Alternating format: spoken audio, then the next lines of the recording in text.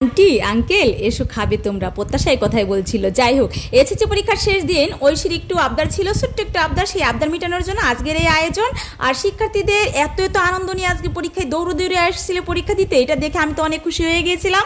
ওরাও ভাবছিল যে আজ পরীক্ষার লাস্টের দিন, একটু হলেও আমরা পড়ালেখা থেকে স্বস্তি পাবো। যাই হোক, হ্যালো এভরিওয়ান, ওয়েলকাম করছি আমার আর একটা ভিডিওতে। আশা করি আপনারা অনেক অনেক অনেক বেশি ভালো আছেন।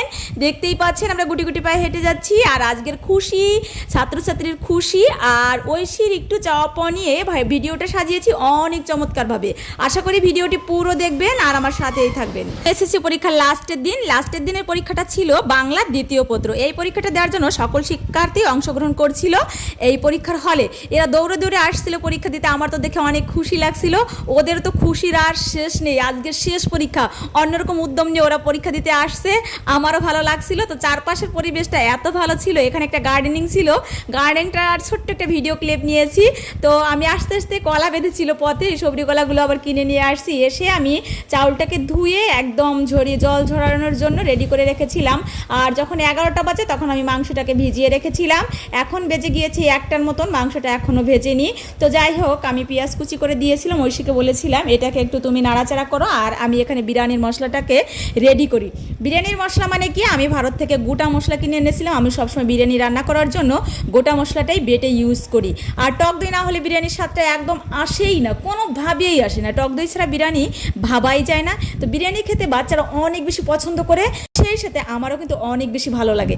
আপনারা কি বিরিয়ানি পছন্দ করেন নাকি পোলাও পছন্দ করেন? অবশ্যই একটু কমেন্টে জানাতে ভুলবেন না কিন্তু। আর এদিকে বেরেস্তাগুলো এত সুন্দর হয়েছিল, সত্যি দুই চোখে না দেখলে বোঝা যায় না। ঐশী ভেজেছিল আস্তে আস্তে করে জাল দিয়ে। আর ও বারবার করে বলছিল মা এত টাইম লাগছে কেন, পেঁয়াজের রস, এটা তো একটু সময় লাগবেই। আর এদিকে বেরেস্তাটা যখন হয়ে গিয়েছিল, আমি আলু ভাজতে দিয়ে ওই পাশে আবার চাউলটাকে ভেজে নিয়েছিলাম। যেহেতু অলরেডি 1:30 বেজে গিয়েছে, ওদের ক্ষুধা লাগবে। ঐশীর ইচ্ছা ছিল যে এসএসসি পরীক্ষার লাস্টের দিন মা তুমি আমাকে হলে পৌঁছে দিয়ে এসে বাসায় এসে বিরিয়ানি রান্না করবা, আর আমি তোমার হাতের এই মজার বিরিয়ানিটা খাবো।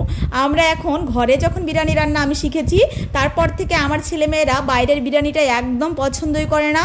জানি না খেতে কতটা ভালো লাগে, ওরা তো খেয়ে অনেক বেশি খুশি হয়ে যায়। এটাই আমার কাছে অনেক বেশি বড় পাওনা।